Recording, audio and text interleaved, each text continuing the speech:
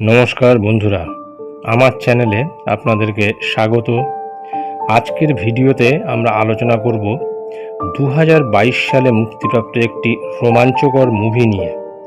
এই মুভিটি আপনাকে বসিয়ে রাখবে সিটের কোণায়। বেকি এবং হান্টারের টাওয়ারে ওঠার বিপজ্জনক যাত্রা এবং বেঁচে থাকার লড়াইয়ের গল্প আজ আমরা বলবো। মুভিটির নাম ফল। পুরো গল্পটি শুনতে থাকুন।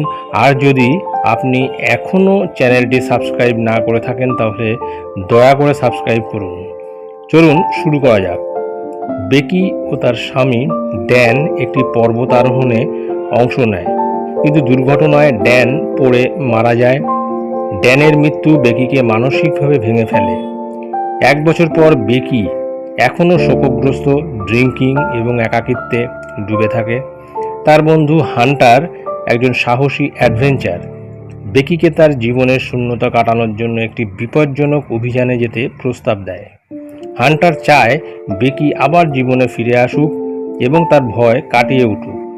পরবর্তী দৃশ্যে হান্টার বলে যে বেকি, আমরা সবাই কোনো না কোনো সময় ভেঙে পড়ি, কিন্তু ড্যান চায় না তুমি এভাবে থাকো। চলো টাওয়ারটা জয় করি, এটা তোমার জন্য চ্যালেঞ্জ। বেকি বলে, আমি জানি না, আমি এখনো পারছি না। হান্টার বলে, তুমি পারবে, বিশ্বাস করো, এটা করলে তুমি নিজেকে ফিরে পাবে। হান্টার এবং বেকি আমেরিকার একটি দুর্গম এলাকায় অবস্থিত 2000 ফুট উঁচু রেডিও টাওয়ারটি জয় করতে যায়। তারা ধীরে ধীরে টাওয়ারে উঠতে শুরু করে। বেকির মধ্যে এখনও দ্বিধা এবং ভয় কাজ করে, কিন্তু হান্টার তাকে সাহস যোগায়। বেকি বলে, আমার মনে হচ্ছে আমরা বিপদে যাচ্ছি।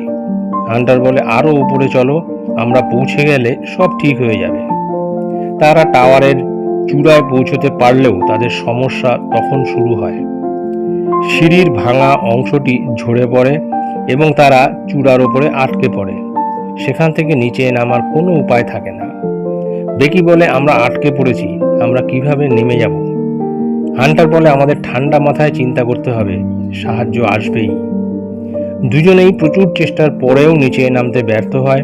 তারা টাওয়ারের শীর্ষে ফেলে যাওয়া সোলার চালিত ড্রোন ব্যবহার করে সাহায্যের সংকেত পাঠানোর চেষ্টা করে, কিন্তু ড্রোনটি আঘাত পেয়ে মাটিতে ভেঙে পড়ে। তখন হান্টার বলে যে আমাদের ড্রোনটাও ভেঙে গেল, আমাদের এখন কি হবে? বেকি তখন বলে, কিছু একটা করতেই হবে, সাহায্য পাওয়া খুব প্রয়োজন। তাদের কাছে জল এবং খাবারও সীমিত ছিল। কিছুক্ষণের মধ্যে তারা জল শেষ করে ফেলে। এই পরিস্থিতিতে বেঁচে থাকার লড়াই শুরু হয়। হান্টার একসময় নিচে নামার চেষ্টায় টাওয়ারের একটি দড়ি ব্যবহার করে, কিন্তু হঠাৎ সে স্লিপ করে এবং পড়ে যায়। বেকি ধ্বংসপ্রাপ্তভাবে শূন্যতায় চেয়ে থাকে, কিন্তু সে বুঝতে পারে তাকে বাঁচতে হলে নিজের ওপর ভরসা করতে হবে। বেকি তখন মনে মনে বলে, ড্যান, তুমি সবসময় বলেছিলে সাহসিকতাই বাঁচার একমাত্র উপায়। আমি তোমার কথাই শুনবো, আমি বাঁচবো, আমি বাঁচতে চাই।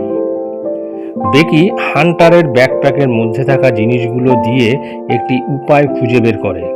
সে বুঝতে পারে হান্টারের শরীর রেডিও টাওয়ারের একটি নিচের অংশে আটকে আছে।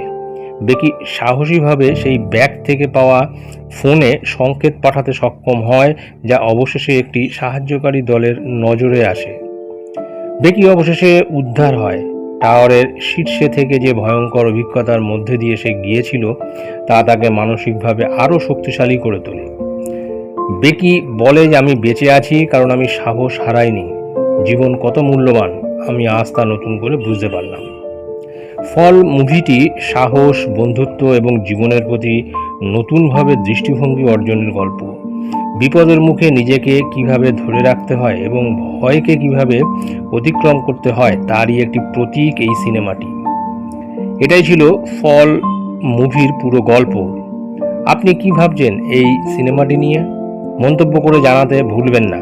আর যদি আপনাদের ভালো লেগে থাকে তাহলে লাইক এবং শেয়ার করতে ভুলবেন না। নতুন রিভিউ এবং গল্প নিয়ে আসবো খুব শীঘ্রই। ধন্যবাদ সবাইকে।